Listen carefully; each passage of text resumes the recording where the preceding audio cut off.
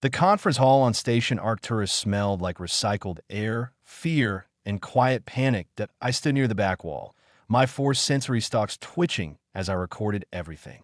My name is Vornik. In 20 cycles as an observer for the Galactic Council, I had watched 347 negotiations. Not one ended well for the side that came unprepared. Today's target was humanity. Humans had only been in our region of space for 5 years, and already they were a problem. Too curious, too stubborn, too unwilling to follow the rules that had kept peace for thousands of years. At the center table sat Ambassador Kelvin Rohr. His brown hair was slightly messy. His suit jacket hung over the back of his chair.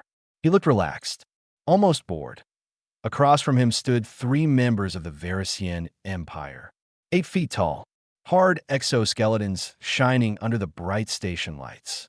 The lead negotiator, Thane Caraxes, had personally overseen the takeover of 14 species. He did not lose negotiations. "Let me clarify something for you, human," Caraxes said, leaning forward. His mandibles clicked softly, a sound that meant he was enjoying this. "Your colony on Epsilon Tertius occupies territory that belongs to the Varisian Empire. Our claim is over 2,000 years old." Rohr took a slow sip of coffee. He did not rush. He did not react. "Your claim," Rohr said calmly, "comes from a survey ship that passed through the system 20 centuries ago and took photographs. That survey established legal ownership under Council Statute 473b. Rohr nodded. "Except Statute 473b was amended. Year 87 GS. It now requires actual settlement within 500 years. You never settled Epsilon Tertius. You just took pictures." Silence.my breathing sacs tightened. "You do not argue law with the Varaxians. You surrender, or you get crushed." Caraxes clicking stopped. "Are you suggesting," he said slowly, voice dropping low, "that the Varisian claim is invalid?" Rohr smiled slightly. "I'm not suggesting anything. I'm stating it as fact. Your claim is invalid. Epsilon Tertius belongs to humanity. We settled it. We built cities. 3 million humans live there." Behind Caraxes, one of his officers shifted, the Varisian version of cracking knuckles before a fight. 3 million, Caraxes repeated. "How unfortunate." He leaned closer. "Do you know what happened to the Delthri when they refused to leave territory we claimed?" "I do," Rohr said easily.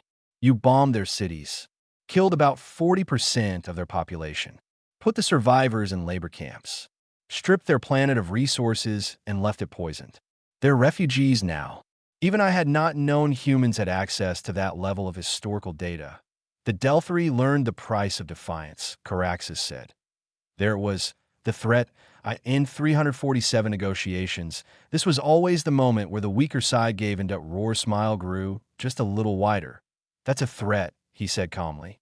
"You're threatening genocide unless we abandon a legally settled colony. Just making sure I understand. You have 30 standard days to evacuate," Caraxes said, "or we remove your colonists by force." Rohr nodded slowly. "Okay, just that." "Okay." Caraxes' mandibles clicked again, but slower now. "You accept?"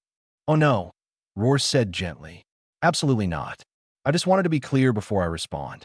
He stood up slowly, buttoned his jacket carefully, rolled his shoulders like a man about to begin a speech. "When I was studying human history," he began quietly, "there was a conference in 1938 in a city called Munich. World leaders met a dictator who demanded territory.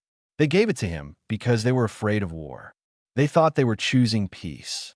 He walked slowly around the table, hands behind his back.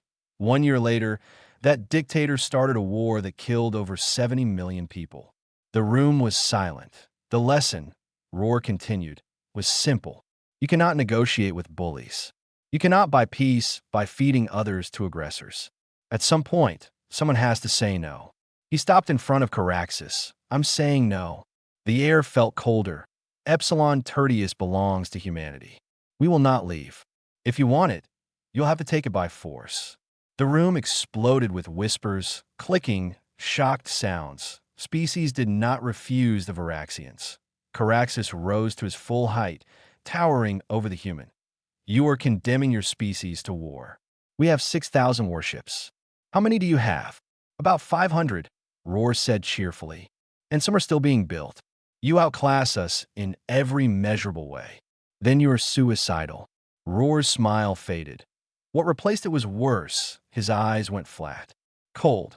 Or maybe, he said quietly, we're just stubborn. He began counting on his fingers. Thermopylae.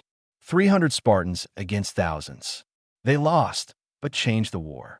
Britain, standing alone against Nazi Germany. Supposed to fall in weeks. They didn't. Vietnam, a small nation against the most powerful military on Earth. Guess who won? He looked directly at Caraxes. We lose wars sometimes. Millions de cities burn. But here's what you need to understand about humans. His voice dropped even lower. We remember. We learn. We adapt. And we never forget. He pulled out a data pad and placed it on the table. That contains the full layout of our defense fleet. Every ship, every weakness. Study it. Run your simulations. Caraxes stared at it. Why would you reveal this? Because it won't matter. Roar leaned forward. You'll in the first battles. Maybe the first 10. You'll push us back. Qu'il million. He didn't blink, but every battle will cost you ships, crews, resources. And while you're busy fighting us, the dozen species you've stepped on for centuries will see you bleeding. Silence filled the hall. You're not just fighting humanity, Roar said softly. You're fighting every enemy you've made. He straightened his jacket again. Eventually, maybe in 10 years, maybe 20, you'll realize the war is destroying you. And when you try to negotiate peace, he added, voice steady, we'll say no. Caraxes did not move. That's not a threat, Roar said. It's a promise. The silence stretched for nearly a full minute. Finally, Caraxes spoke. You would sacrifice millions rather than surrender one colony? Yes, Roar said without hesitation. Because if we surrender this one, you'll demand another. And another. The Varisian delegation exchanged silent signals. Then Caraxes said, this discussion is concluded.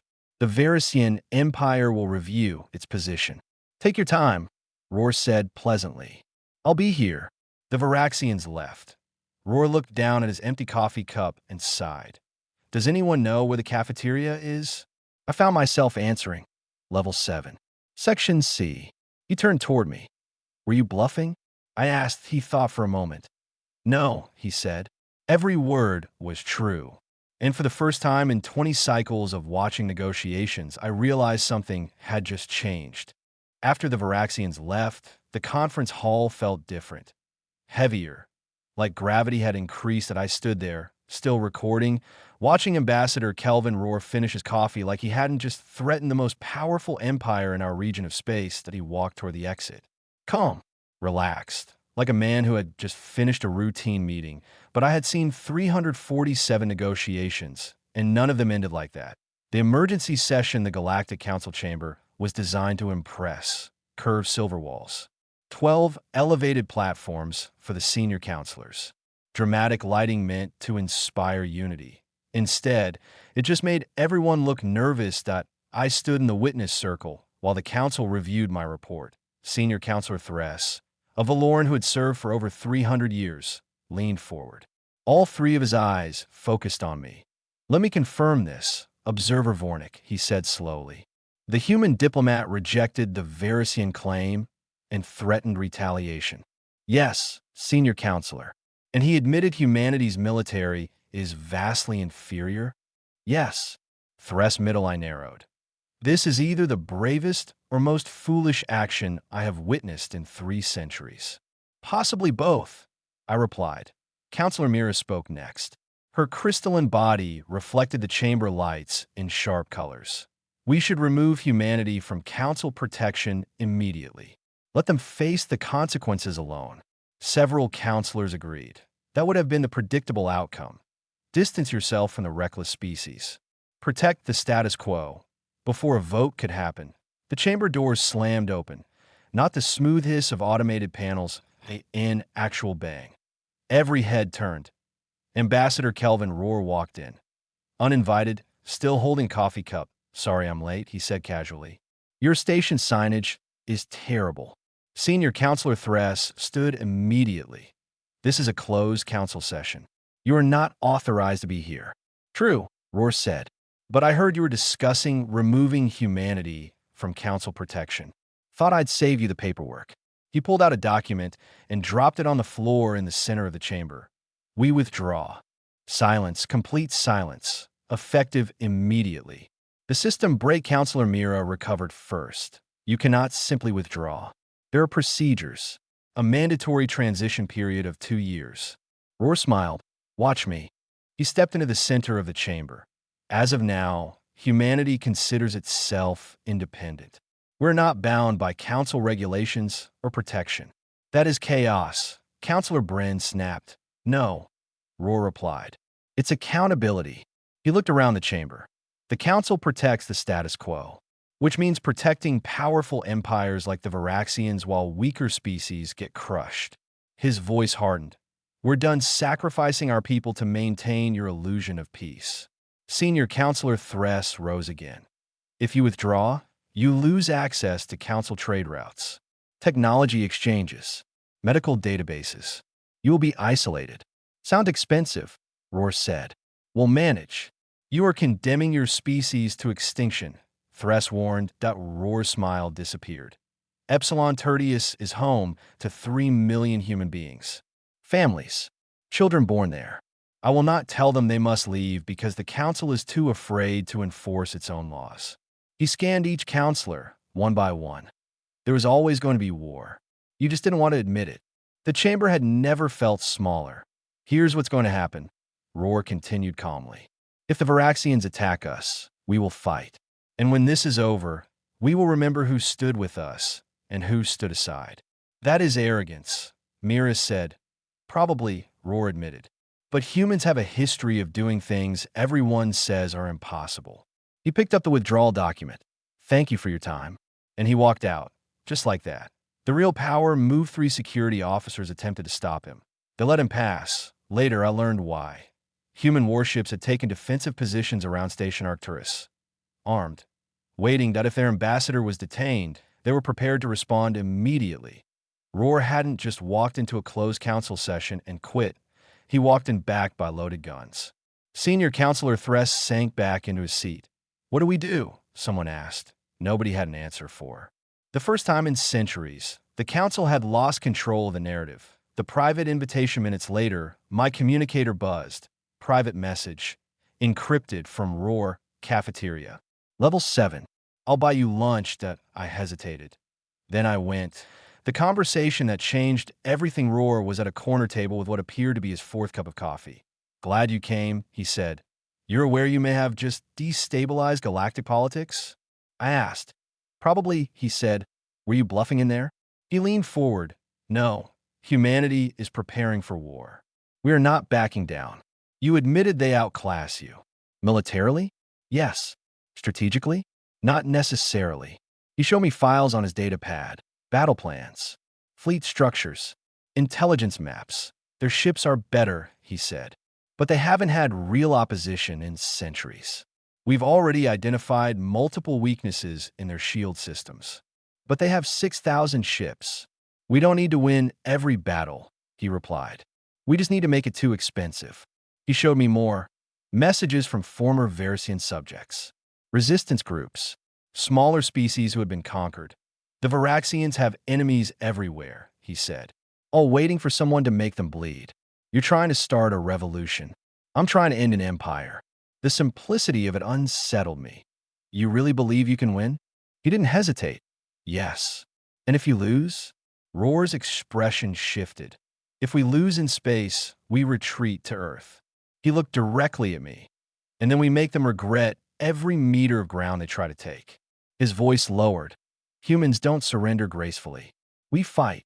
For decades if we have to. That's horrifying, I said. Yes, he agreed quietly. But it works. The real question before I left, he asked me something.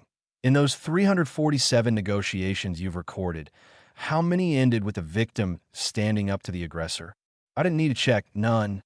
And how many aggressive empires has the council actually stopped? Again, none. He nodded. That's why this system needs to break. For the first time in 20 cycles, I wondered if the human wasn't insane. Maybe he was necessary. When I reached command, the room was chaos. Every screen showed something different. Varisian fleet movements, human defensive positions, trade routes shutting down. Emergency sessions across 12 systems. Senior Counselor Thress stood in the center, staring at a tactical display like someone who had just realized the universe no longer followed the rules. Observer Vornik, he said. You need to see this. A massive Varisian flagship filled the main screen. IT was turning around. Behind it, 600 warships, all retreating from the Epsilon Tertius jump point. That I blinked. They were positioned to invade, I said. They were, Thress replied quietly. Another screen appeared, an intercepted transmission from Kelvin Rohr, addressed directly to Thane Caraxes. The message contained detailed intelligence on Varisian military infrastructure, shipyards, supply depots, fuel stations, command hubs, everything within 20 light years of human space. But the intelligence wasn't the terrifying part. The message was that if the Varaxians attacked Epsilon Tertius, humanity would not stay defensive. They would launch every available ship straight into Varisian territory. Not to hit civilians, to destroy military infrastructure, shipyards, weapons factories, supply chains. IT was simple. Attack us, and we burn your ability to wage war. IT was not a battle plan. IT was strategic blackmail. The Varaxians realized something horrifying. Yes, they would likely win at Epsilon Tertius, but they would lose hundreds of ships, and during that time, humanity would cripple their military backbone. Other species the Varaxians had bullied for centuries, would see weakness, and once an empire looks vulnerable, it bleeds. The Varaxians weren't retreating because they feared defeat. They were retreating because they feared cost. Rohr hadn't threatened to win, he had threatened to make winning meaningless. The checkmate in the command center, nobody spoke for a long time. This changes everything, Counselor Bren whispered. He was right. For centuries, the Varaxians expanded without serious resistance. Now one young species had forced them to reconsider, not with superior firepower, but with absolute willingness to escalate. My communicator buzzed. Another message. From Rohr. War postponed. Drinks. I found him in the cafeteria again. Same table, same coffee. They retreated, I said. Yes. You would have followed through? Yes. You would have sacrificed most of your fleet? Yes. He said it so casually it chilled me. Why? I asked. Because they needed to believe we were crazy enough to do it. He took a sip of coffee. The trick to deterrence isn't strength. It's credibility. He leaned back. The Varaxians ran the numbers. They realized that even if they won, they would bleed for it. And empires don't like bleeding. So this is over? I asked. He shook his head. No. It's paused. He opened his data pad and slid it toward me. Look. Inside were communications with resistance groups, minor states, former Varisian subjects. They were reaching out, offering intelligence, support, some even talking about open rebellion. You're destabilizing the region, I said. I'm leveling it. The offer, he looked at me seriously for the first time. You've been recording council negotiations for 20 cycles. Yes. You've seen how this system works. I didn't answer, he continued. I need someone who tells the truth. Not the council version. Not the sanitized report. You want me to become human propaganda? I asked. No, he said immediately. I want you to be honest. Record what happens. If we win, record it. If we fail, record that too. I stared at him. You really think this will change the galaxy? He smiled slightly. It already has. The cold contingency before I left, I asked him one more question. What happens if the Varaxians try again? They will, he said calmly. Just not today. And if they decide to invade Earth directly? He didn't hesitate. Then we fortify our home system. He spoke in the same flat tone he had used in the conference hall. We fight them in orbit, in asteroid belts, on the ground if necessary. And if they conquer Earth, he met my eyes, then we become the worst occupation in galactic history. He didn't smile. Humans are very good at insurgencies. The way he said it made something inside me tighten. That's horrific. Yes, he said quietly, but effective. The real shock 3 hours later, confirmation arrived. The entire Varisian forward battle group had withdrawn in the attack. An ultimatum. Just silence. Point one human diplomat. Point one colony. Point 600 warships turn around. Without a single shot fired, I stood in the observation deck looking out at Station Arcturus. Ships moved normally. Traders docked. Life continued. Most beings didn't realize what had just happened. They didn't realize that an empire had been forced to blink for the first time in centuries. Not because humanity was stronger, but because humanity was willing to lose everything. That was the part no one understood. The Varaxians weren't afraid of defeat. They were afraid of a species that did not fear it. And in that moment, I began to understand something terrifying. Peace in our galaxy had never been maintained by justice. The IT had been maintained by fear. And now, fear had changed direction. 3 months passed. In invasion, in retaliation, in official statement from the Varisian Empire. But something had changed. You could feel in trade routes, in military movements, in the quiet way smaller species started asking questions. The Empire had blinked, and everyone saw it. The report the night after the Varisian retreat, I wrote 2 reports. The one the Council expected, careful, neutral, diplomatic. And the real one, the real report included everything. Roar's threats, the intelligence leaks, the fleet retreat. The Council's panicked. I sent it to my supervisor. Then I sent it to independent news networks across multiple systems. I expected consequences, reassignment, demotion, maybe termination. Instead, nothing. The Council did not respond. They did not deny it. They did not confirm it. They simply ignored it. That was their strategy for uncomfortable truth, silence. But the galaxy did not stay silent. Within a week, my report had spread across dozens of systems. Species who had lost territory, species who had been encouraged to surrender, species who had quietly accepted unfavorable treaties. They began asking questions that if humanity could stand up to the Varaxians, why couldn't they? The council chamber grew tense. Not because of war, but because of doubt, and doubt spreads faster than fleets. The message from Earth 3 months later, I received a transmission. Origin, Earth, from Ambassador Kelvin Roar, short, direct. Humanity is forming its own diplomatic observation corps. We'd like you to help build it. I read it twice. The pay was lower than council service. The job was dangerous, and it would mean leaving behind 20 cycles of career stability. I accepted immediately because something inside me had shifted. The truth about the council before I departed Station Arcturus.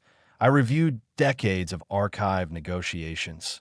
Patterns became obvious once I stopped pretending they weren't there. When powerful empires made demands, the council mediated gently. When weaker species resisted, the council advised. Compromise. Peace was not maintained by fairness. It was maintained by strategic surrender.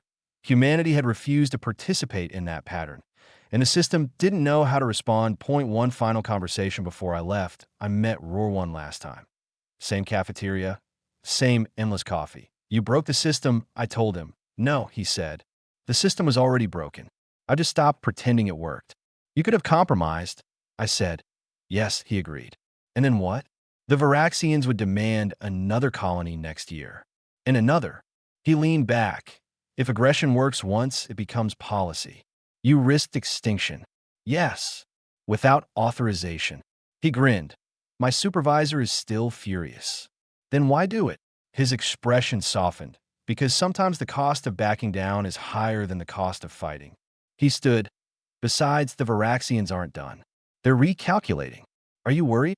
Always, he said honestly. But that's fine. Fear keeps you sharp. He paused at the exit. You're going to see things get worse before they get better. I know. And you're still coming to Earth?